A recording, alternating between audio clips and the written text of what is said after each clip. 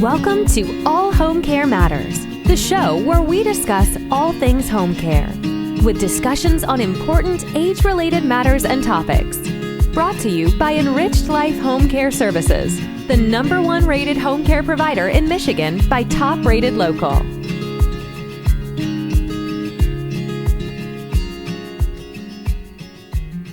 Hello, and welcome back to All Home Care Matters. If this is your first time visiting us here at the show, we want to say thank you for taking time out to be with us today. We appreciate how valuable everyone's time is, and that's why we try and make each episode here at All Home Care Matters something that will hopefully matter to you. Today, we are honored to welcome a remarkable guest, Dr. Jason Karlawish, the author of The Problem of Alzheimer's. Welcome, Dr. Karlawish. It's a pleasure to be here. Thank you, Lance. You're welcome. And if it's okay, would you prefer I call you Dr. Karlawish or Jason? Jason's quite fine. All right. Thank you, Jason. So share with our viewers and listeners your background, because it is extensive and it's very specialized.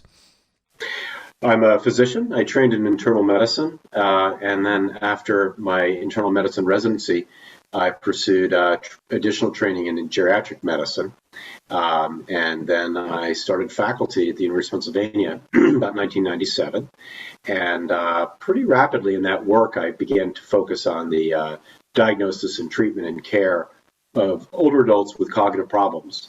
I started working at what was then called the Memory Disorders Clinic, but we changed the name to the Penn Memory Center. And I've been working there ever since. Every Friday I see patients. And the rest of my time I divide up amongst a variety of research projects and writing projects, one of which resulted in this book, for example. And it's a tremendous book, and I highly recommend, even if you're a lay person or a medical professional, this book has something really for everyone. It's kind of an anthology or a history of the disease, but also where it's headed and kind of up to the 2020s, so modern day. And there's some fascinating history and tidbits in there that I profess I had no idea about. You know, there's stuff mixed in about the Cold War, and there's a section called The Last Casualties of the Cold War, you know, and you kind of go through like the 70s and 80s all the way up to the 2020s. So it gives a great, tremendous overview of the history, the trials, errors, conflicts, you know, achievements of Alzheimer's that the average person may not really appreciate or understand, which I think is tremendous work. And you were witness to a lot of it, which I think is remarkable. I was a participant observer from about, I would say, 1999 onwards. However, I think the events that occurred when I was, I guess, in grade school, middle school, and high school struck me as the events that really shaped the modern Alzheimer's movement, both for good and for not so good. For good, meaning good things, the Alzheimer's movement really got kicked in about 1976 to 1980. It's a fairly recent disease in terms of recognition in the United States and other developed nations. But then very soon afterwards, from about 1980 up until the late 1990s, a series of events happened which really slowed the field down. And most of those events, in fact, really all of them, with the exception of one, were political events, namely the rise of Reaganism and related approaches to government. I don't think intentionally were done to thwart the Alzheimer's movement, but certainly slowed progress in the field, no question. Yeah, and I recount that in great detail in the book. Yes. So in 2020, there's an estimated 5 million Americans who have Alzheimer's disease, approximately. It's probably underreported because I feel like a lot of people, and you would be one to agree or disagree with this, they get misdiagnosed or they don't get diagnosed at all. It gets attributed maybe to something else. And then there's been 500,000 approximately that have passed away due to the disease. That's in the 2020s. Do you feel that number is going to increase or decrease by the time we get to the 2030s? Well, the biggest risk factor for developing dementia, meaning disabling cognitive impairments, most commonly caused by Alzheimer's, the biggest risk factor is chronologic age, living into the 70s, 80s, certainly the 80s. So as that number of individuals increases, we will see an increase in the number of individuals who have dementia, and the most likely cause is Alzheimer's disease. And so the projections are that those numbers will increase. What's interesting is that the rate of increase, while certainly the numbers are big, the rate actually hasn't kept up with what we thought was going to be the risk, meaning there are still lots of people with dementia, but not as many as we thought. And a lot of that is explained by improvements in the quality of care, healthcare, and from childhood on that preserve brain health. And you see that particularly in individuals who have at least a high school education and generally have had good access to cardiovascular care throughout their life. They have a lower risk of developing dementia compared to people who didn't. They still can develop it by all means, but less risk. But yes, we should anticipate more people with this problem as we live longer in life. That is absolutely correct, yes. How did you become so involved and interested in Alzheimer's, and what ultimately led you to publish your book, The Problem of Alzheimer's? Well, I'd say three things converged to get me interested in this particular disease. Number one, I was trained as a physician, got out of med school, and I was looking for what am I going to do with my medical degree. For a brief period, I thought I was going to be a gastroenterologist. We'll move on from that. For a brief period, actually, I was actually going to be an intensive care physician. I was actually in an intensive care training program at the University of Chicago. I dropped out of that, and I dropped out of that because of the two other reasons. One was I was increasingly interested in aging. I've more and more found aging very fascinating, both because of the biological aspects of why we age, and also the social and cultural aspects of what makes us age, why we are older, what is a disease, and what's aging. So all those questions interested me academically. But then a third event occurred, and that really kind of tipped me, which was my grandfather had a poorly diagnosed dementia. This was, again, 1990s. Things were sort of being just worked out at home by a daughter who lived nearby. Anyway, he fell, broke his hip, got admitted to a leading academic medical center. 6 months later was dead. And you could just clearly chart the best of care and the worst of care was delivered. And I kind of reflected on that. I had been party to the same kind of events as a physician, meaning admitting older adults with dementia who had a hip fracture. They got the fracture repaired, but went on to develop all kinds of complications, largely at the hands of an indifferent healthcare system. And I decided, we need pulmonary critical care doctors. And boy, the events of the last 2 years have shown us that. Right. But we really needed doctors to focus on the care of older adults, particularly older adults with disabling cognitive impairments. And so I dropped out of the critical care program, which is a bit of a shocker to the program, and I switched to geriatrics, which was a real shocker, and I've never looked back since. And then, once I got going in that as my academic career, interested in Alzheimer's disease, and my clinical career, I never lost interest, and it still sustains my interest. And really, sometime around about the 2010, 11, 12, I began to say, there's a good story here that you need to write. And I'm a writer. I do a lot of writing, a lot of essays and things. And so I'd written a novel prior, for example. So I took pen to paper, and over a couple of years, the result was the book, The Problem of Alzheimer's. Yeah.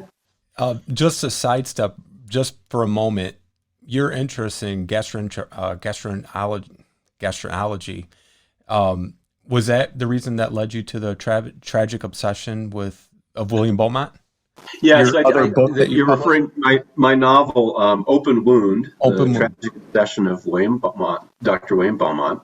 Open Wound, it's a novel that is based on the true story of Dr. William Beaumont, who essentially turned his patient, Alexis Saint-Martin, into a living laboratory to study gastric digestion.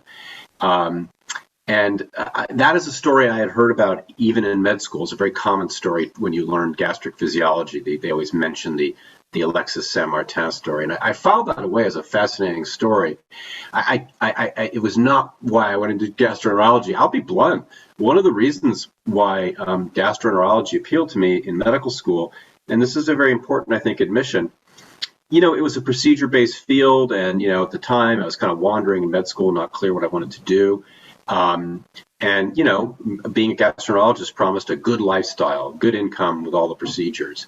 And, for a brief period, that seemed appealing. I'm not saying that, gastroenterology is very important. I have family members who have colon cancer, for example. I'm in no way denying the importance of the field, but my interest really wasn't inspired by anything particularly, I think, it was merely kind of, just about the career issues. And I moved on from that pretty quickly. But yes, for a brief period of time, I was very interested in GI and thought I'd do a fellowship and all that. Well, and as you know, being in Michigan, Beaumont is a big name. And so when we ordered the Problem of Alzheimer's, Beaumont is, yeah.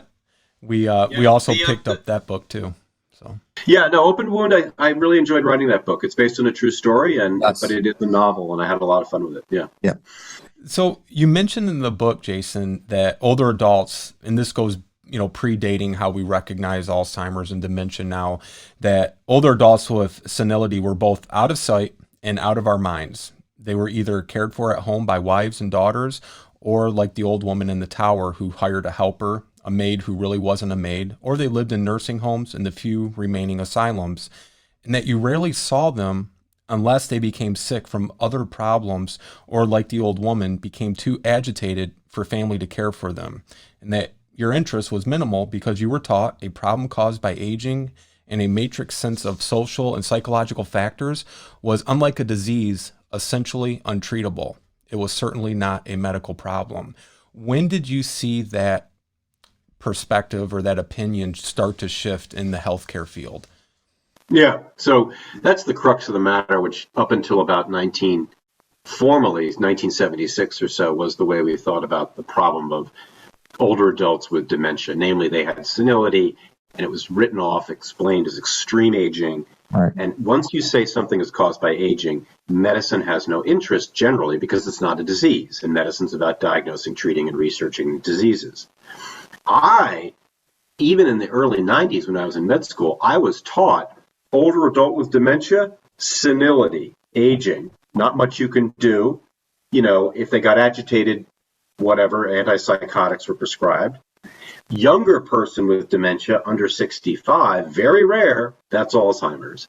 So that's interesting because it was in 1976 that various leaders in the very small field of Alzheimer's began to say, no, people with senility actually have a disease. Most of them have Alzheimer's. But that attitude, that acceptance of a reframing of the science didn't really take hold for another 20 years, which is absolutely fascinating. I went to Northwestern University, and I was taught a theory of aging and disease that was dated essentially circa 1950. So it took a good 20 years from the beginning of that recognition that I chronicle in the book, occurred around 1976, 1980. Right. It took another 20 years or so for that to finally begin to change the way physicians thought about the difference between aging and disease and what causes an older adult to develop mild cognitive problems that become worse and worse over time. That was a big conceptual shift in the field. And how about even in modern times, present day, do you still come across families who may have been given that diagnosis, if you will, or lack thereof, by their physicians before they reach your practice? Yeah, well, the common presentation at the Penn Memory Center, where I work, the Penn Memory Center, the common presentation is a family that comes in with someone, and both the family and the individual often have probably spent a year or two trying to figure out what's wrong with my mom, my husband, my wife. And they've seen doctors, but they've been given various contradictory answers like, well, it's really mild, it's probably normal. I have memory problems too, said the doctor, ha, ha, ha. Or right. It's dementia, but they can't get a further explanation. What is that? What's causing the dementia? Or various other kind of euphemisms. But more importantly, even if they get a straight up answer, Alzheimer's disease or Lewy body disease or whatever it may be, even if they get that diagnosis, they don't get any other information. Right. Like, I'll see you in a year. Right. Wait a minute. You just told me my mom has Alzheimer's and you want to see me back in a year? I mean, and so they come to us. Yeah. And that, and we see that far too often, even with the families that we serve, who we're helping their mother, their father, sometimes spouse, where, the common theme seems to be they get a diagnosis and that's all they're getting. They're not getting any sort of follow-up care, Yep. any sort of resources to reach out to. And do you, and again, I'm asking. It would be as if I handed you a baby. It would be as if I handed you a baby. Right. And said, here's your child. And you said, right. Wait a minute, what is this? It's your child. I'll see you in a year. Let me know how it goes. You said, well, it would be as if it turned 6 and people said, well, you need to educate it now. Well, how do I do that? I don't know. Figure it out. Right. So the point I get at in the book is we have not, and we still have not created a system that delivers care to these patients, beginning with education about the diagnosis, how to plan for immediate needs, what to expect in the future, and how to identify and provide long-term care services and supports. All of the problem in America is most of that is bundled under the rubric of long-term care services and supports, which Medicare won't pay for because Medicare pays for health care, medical care. In addition, even medicine isn't very interested in Alzheimer's, although it's getting more interested lately, I will say.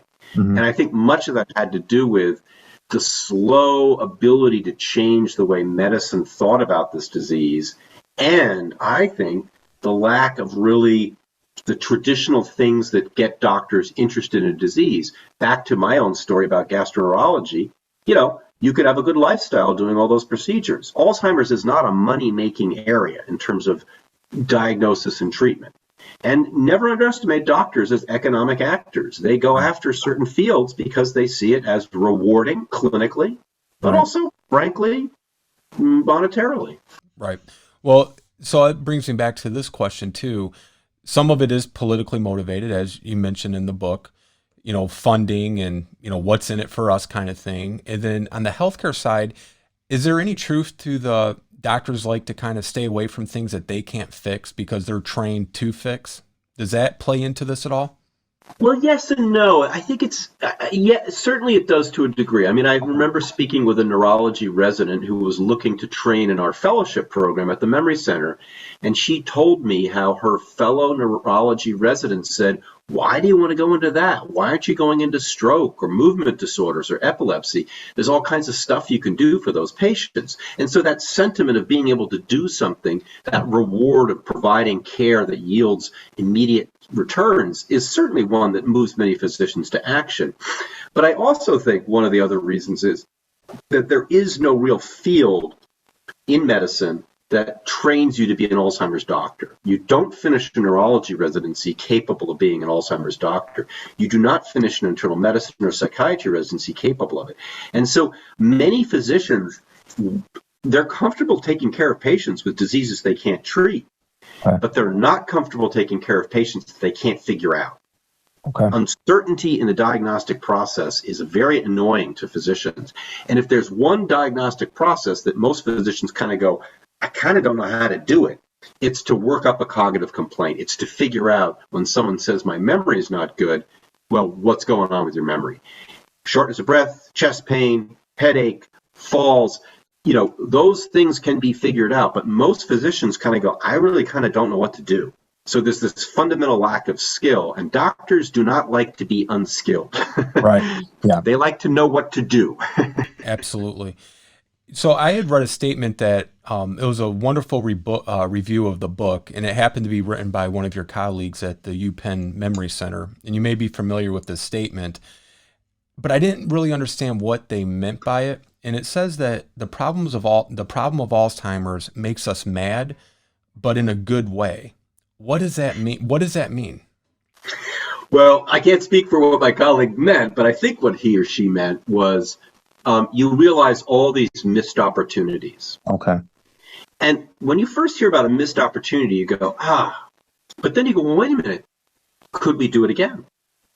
And the answer is a lot of why Alzheimer's is a problem is not because of failures of science, like we just can't understand it. The science actually has made very good progress, especially in the last 20 years. Pretty spectacular.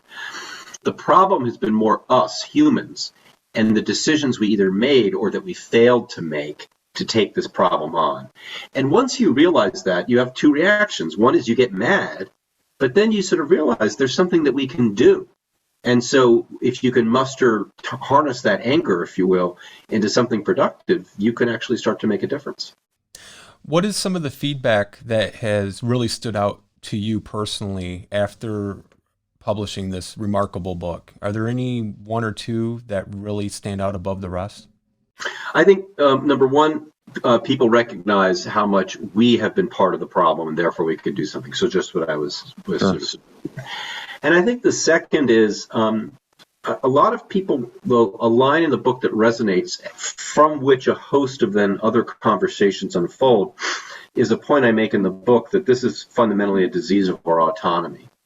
In other words, the suffering of this disease is about losing your ability to self-determine your life. Right. The stereotype of a person with Alzheimer's, dementia caused by Alzheimer's, is someone who needs help with bathing, dressing, grooming, very advanced stage disease. But for the vast majority of the course of being a person living with dementia, it's troubles making decisions. Mm-hmm. And in that sense, it's a disease of autonomy. And it shows then, well, then how do we support the autonomy of another person? And so what people, I think, have been very intrigued by with that is a kind of a recasting of what the role of a caregiver is. They're not just if you will, a maid or a butler doing tasks.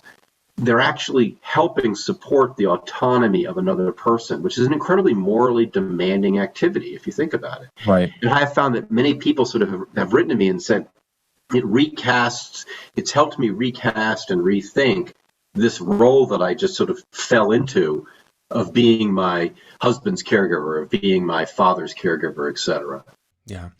You know, one of the things when we meet with families who have loved ones with dementia, like we've discussed, they say, you know, we just got this diagnosis. We thought something was going on.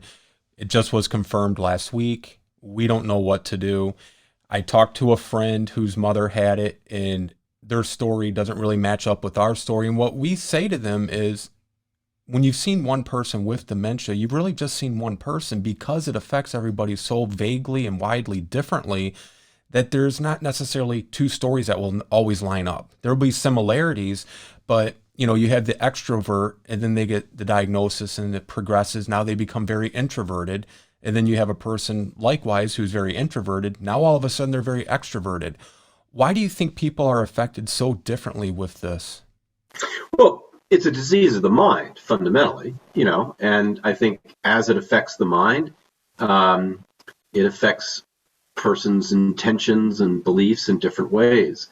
And we all have a mind. I mean, that's what makes, you know, Lance and Jason.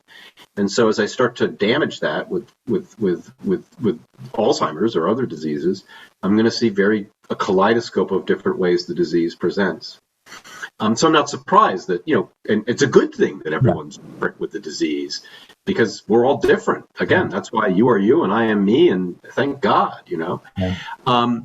Another reason why it's different, and I didn't develop this as well as I should have in the book, but it's there. The stereotype of Alzheimer's disease is troubles with remembering new information.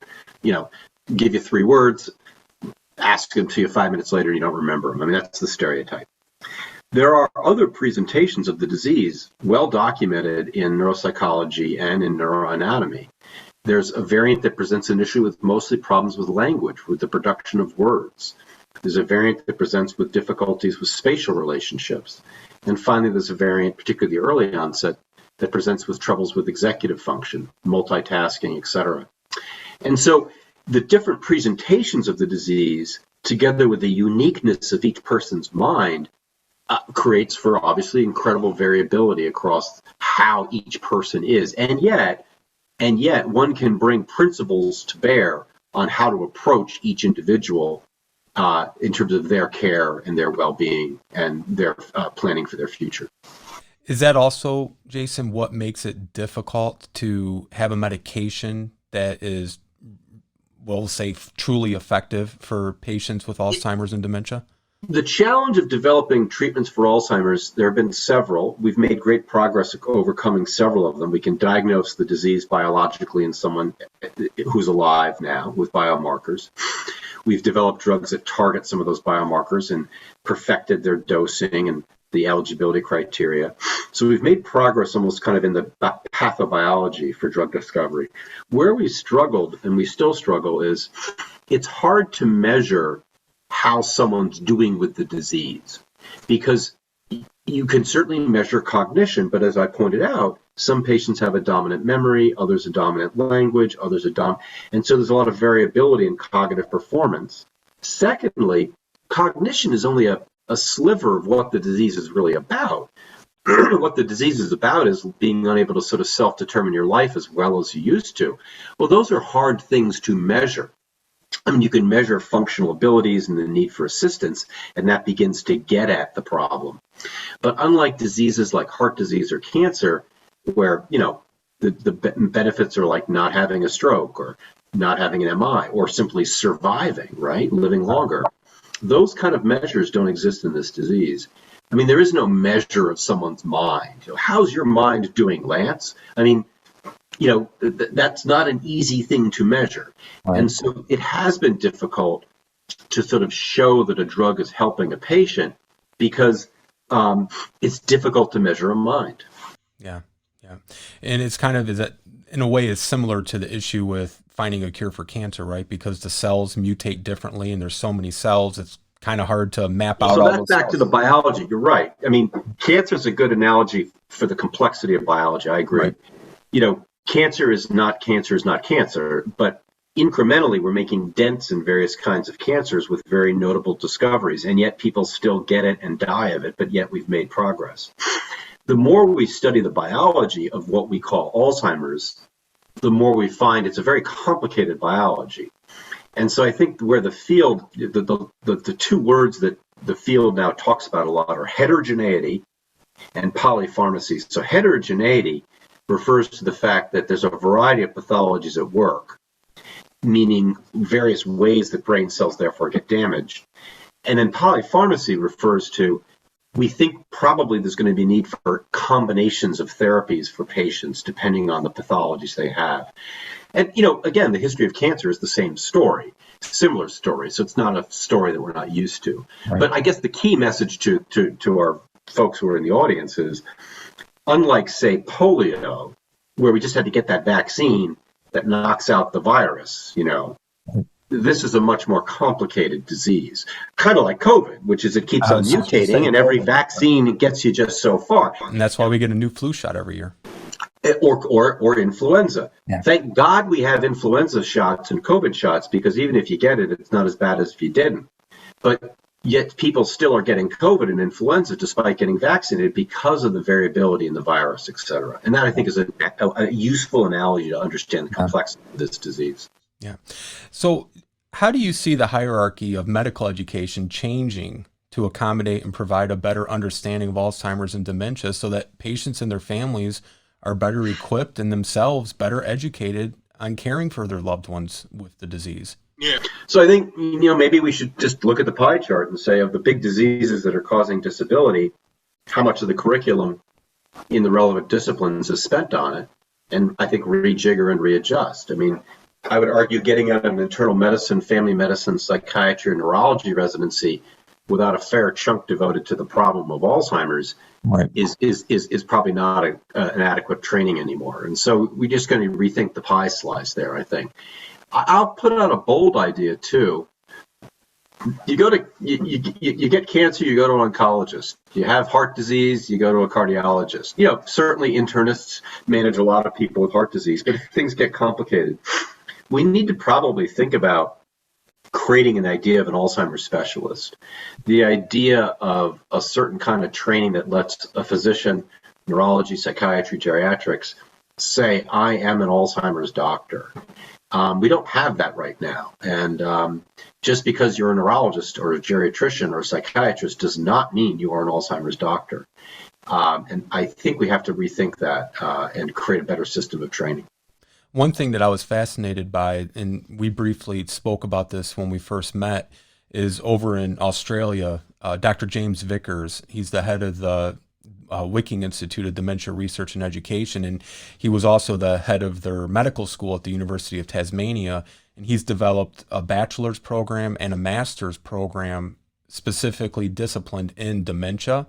And it's remarkable what they're doing over there to advance the education and awareness for these healthcare professionals at all levels, so that, kind of like what you're mentioning, you can have somebody come in and say, I'm an Alzheimer's doctor, or I specialize in Alzheimer's, because again, there is no, like I was talking to somebody the other day, there is no one class you take just on dementia, right? It's usually mixed into your neurology, or if you're going into psychiatry, but it's such a widely vast program or issue that you need to devote more time to it. Like, I love your pie chart analogy, right? You need to have those people that want to pick that up and specialize in it when they go into practice. I teach a class in the public health master's program at Penn on Alzheimer's, and each year it enrolls a cadre of students across a variety of disciplines. It's very interesting. Yeah. And think about it, an entire course devoted to Alzheimer's. And I agree with my colleague in Australia. Any one of those classes, the individual class modules, some of them could be blown into whole courses. Right. Yeah. And so, while I think the class is pretty thorough, it only skips across certain topics. And, it's like, wait a minute, it's just one disease. How could you, get a degree in that? And I guess the answer is it's not just one disease. Of course, Alzheimer's is one cause of dementia. There are other diseases, Lewy body disease, frontal temporal lobar degeneration. But more importantly, once you cast it as a disease of autonomy that inherently engages other people as part of the extended mind of the person whose mind is damaged, once you begin to see it that way, you invite a host of topics that didn't at first seem relevant in culture, the design of communities, the law, ethical obligations across families, economics as it relates to family structure and the labor of caregiving. And so suddenly the topics just become many and multiple, but you start with what seemed very simple and focused at the beginning. But in the end, you can be having a rigorous conversation about labor economics and family home economics, the cost of caregiving, by starting on the topic of Alzheimer's, which I think is fascinating. It is very fascinating. And, to circle back on something you discussed earlier, how, Medicare, helps with these long-term care health issues. Do you see us coming to a point in the future where Medicare will now start recognizing long-term care support for people that do have dementia so that their caregivers get support in their long-term? So the problem here is that the Medicare statute signed into law by President Johnson in about 1965, the Medicare statute has a line in it which explicitly states what Medicare funds cannot be used to pay for. Plastic surgery, for example, glasses, hearing aids are on the list. Well, one of the 9 things is custodial care. That's the term used at the time, as if a human was a building that had to be swept and mopped. Anyway, that statutory prohibition is interpreted as Medicare cannot pay for long-term care services and supports. Medicaid can, on a state-by-state basis, if you meet welfare criteria, but otherwise the American family is left to figure it out on their own. So the conversation that has happened, but really hasn't of late happened in America, is what is America doing to support America's caregivers in terms of the creation and provision of long-term care services and supports, and some degree of support for the lost income that a family suffers because of the labor of caregiving or paying other people to do the caregiving if you're not going to provide the labor yourself. And so far in America, particularly in the last 10 years, that's been a non-starter conversation in our political arena.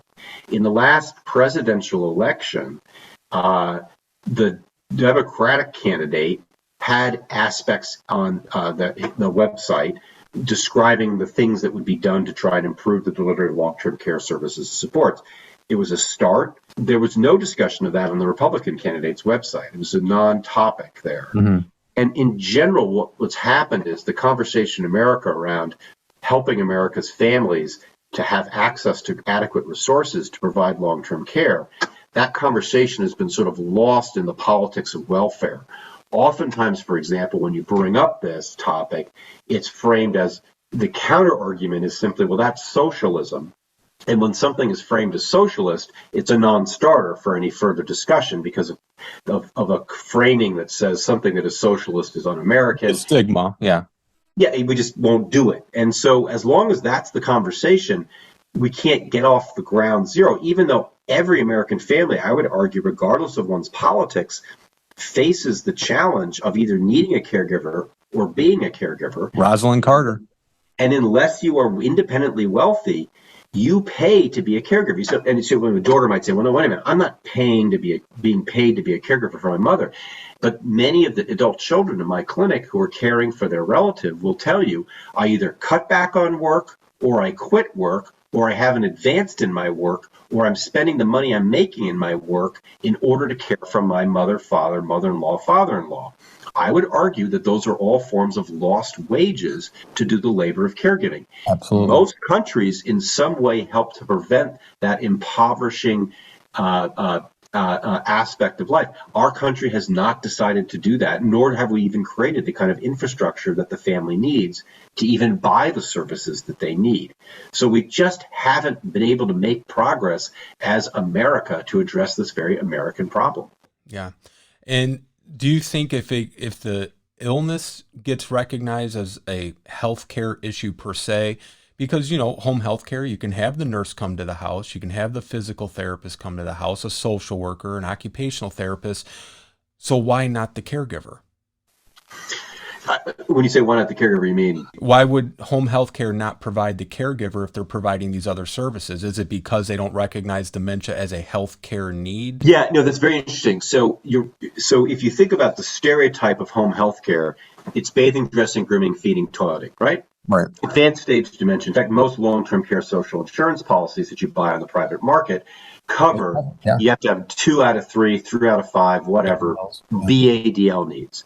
As I said earlier, the majority of the functional needs that a patient has over the trajectory of life of living with dementia is troubles with managing meals, paying bills, transportation, cleaning the house, shopping for food, planning a day that's safe, social, and engaged. Right.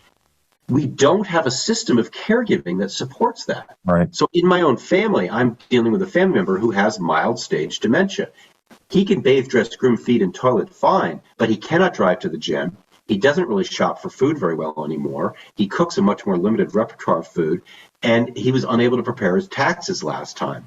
Well, I brought in people who do all that because I was able to find them through the networks that I know. But if I had to figure that out on my own, who's going to help this person? It would have been me, first of all, out of my time. But none of these people identify themselves as caregivers. Right. So we have to begin to recognize that caregiving is about mind support long before it's about bathing, dressing, grooming, feeding, and toileting. And you're right, we don't provide those services routinely. Families struggle to access them, and in the end, they end up trying to figure it out on their own. Yeah. And then the secondary issues that arise from that is the family caregivers usually have sufficient healthcare problems or issues, and ultimately they tend to pass away before their loved one that they're caring for with dementia due to the lack of taking care of their own health. I mean, it's such an epidemic of unbelievable proportions, and hopefully, with wonderful books like The Problem of Alzheimer's and the discussions that you're bringing to the forefront, and doing interviews like this, it helps to get conversations more advanced. They're started in some places, but not nearly where we need to be as a society. Yeah, I'm cautiously optimistic that as we sort of have a revelation as a society about how caregiving is so essential, that we might recognize that it's really an apolitical thing. Right. And much like as a society, I think we respect the role of social insurance to deliver health care. Because I think America generally accepts now the system we have in place through Medicare and Obamacare to ensure that people have access to health care. We debate the margins on that. I think we may arrive at a similar conversation around the need to have a system of long-term care services and supports that isn't reliant on being either too poor enough to get it or wealthy enough just to sort of pay for it and figure it out. Right. And I'm cautiously optimistic we might arrive at that, although I think things still are rather, the conversation still is really not happening now. Well, and we appreciate you having the conversations so that they are at least being discussed, because again, your book is tremendous. We're going to have the links to your book and your summary and your biography in our show notes, and we'll be linking to you and to Penn Memory as well, so that these families can hopefully find more resources, because there is a shortage of resources and avenues for support that families need. So we appreciate everything you're doing, Jason. And well, thank you so much, Lance. Absolutely. Well, you're more than welcome. And I just want to close with two more questions. One is kind of on, like you mentioned, there is advanced in testing now, and one patient in particular really stood out to me because I'm like, that's a very interesting but also troubling situation to find yourself in. And her name is Rita Phillips, and you had done testing for her, and you provided the test results. And after receiving her test results, she developed debilitating anxiety, and I believe she said she wished that she never met you. How do you determine that criteria for obviously informing patients and offering these tests? And what do you do in a situation where the consent has been provided by the patient, but you as the physician may have your own personal or even professional concerns with delivering those results for fear of how it may affect that person? Yeah, Rita Phillip, I recount in the book, is a woman who came in with mild cognitive impairment, so cognitive problems, but not yet even disabling. Bottom line was I was able to use biomarker tests to be able to tell her that her mild cognitive impairment was caused by Alzheimer's, and what followed was just what you recounted. Maybe she gave consent, but in some sense her story really is the story of my failure to really get consent from her. Because what I failed to do is to really adequately assess her mood and her well-being and her concerns about a diagnostic label of Alzheimer's. And had I done those things, had I got a better handle of where her mood was at, her feelings about Alzheimer's, I might not even have ordered those biomarker tests on her until I was comfortable that she was comfortable with learning that information. So really her story is the harms I did to her, because I really probably didn't get a good informed consent. I got consent, there's no question. She agreed to get the tests, but did she really know what she was going to learn? And had I adequately assessed her psychological well-being to learn that information? And I think the answer on both of those counts is no. I don't think I had really explained to her what she was going to learn. And I don't think I had really adequately assessed her psychological well-being to learn that information. And so sadly, unfortunately, I learned from her. I'm sad of what happened to her. And in the end, things sort of worked out. But she's a good example of the challenge of educating someone about Alzheimer's disease tests and making sure they're ready to receive the information. And I'm pleased to say that a good deal of the research my team does is in that very topic. And we've, I think, made great progress in developing guidelines for physicians for how to talk about these diagnostic tests and decide whether a patient's ready to receive the results. Do you have patients that ever, well, I don't know if they would be necessarily a patient, but do you have people ever contact your practice and they have no signs, they have no symptoms, but they want to know if they're predisposed to get tested? Every now and then, even they get in to see me, and they say, "I'm feeling fine, but I want that Alzheimer's test." And I routinely do not. I assess their cognition, I see them, but I routinely would not be ordering an Alzheimer's test because, put simply, at this point, the interpretation of, Alzheimer's tests of the disease, the presence of the pathology in the brain, the amyloid plaques, the tau tangles, those tests have really only been validated in individuals who have documented cognitive problems, either mild cognitive impairment or dementia. And so my clinical practice focuses on using those tests in individuals like Ms. Phillips, who I document there clearly are cognitive problems going on. Okay. Last question I have for you, I found fascinating because I can see the problem that it would present. And I want to kind of hear what your thoughts are and what your interpretations are of how to handle these situations and how people could maybe even avoid them if that's possible. And that's of Margot Bentley and her daughters. And again, this issue arose from Margot having her advanced directives saying, if I have no ability to recover, recognize my family, all these factors, I no longer wish to have any heroic measures. I don't want to preserve life. And as her disease progressed, I believe it was 6 years later, if my memory serves me, she began not eating. And this went on for days. And so the daughters decided, okay, now is the time to, discontinue the feed tubing and any of the preservation measures. But then Margot began eating again spontaneously. How do families handle that when the person has dementia and like you said, you can have ups and downs and it affects everybody vastly different. This person is in the advanced stages of dementia. They go for a period of time of not eating. So the family makes that difficult decision to end any measures of preservation of life. And then spontaneously after that decision's made, the next day, mom is requesting to eat and she begins eating again. What do you do in those scenarios? Yeah, so Margaret Bentley's case is she actually, in fact, never had enteral feeding done. Okay. She expressly said, "I don't want enteral feeding." Her case was even more sort of straightforward, which was she had written an advance directive that said, if I reach a stage of advanced dementia, and she laid out a few criteria what she meant by that. I asked that I be euthanized. I forget if she had specified, "Don't feed me." Anyway, she reaches in a stage of advanced dementia, and her daughters say she wouldn't want to be like this. Look what her advance directive says. So let's stop feeding her, with the understanding, of course, that she'll die. And the advance directive was interpreted by her physician to say, yeah, I agree that that's what it says. And I think arguably you could say that that's what she instructed.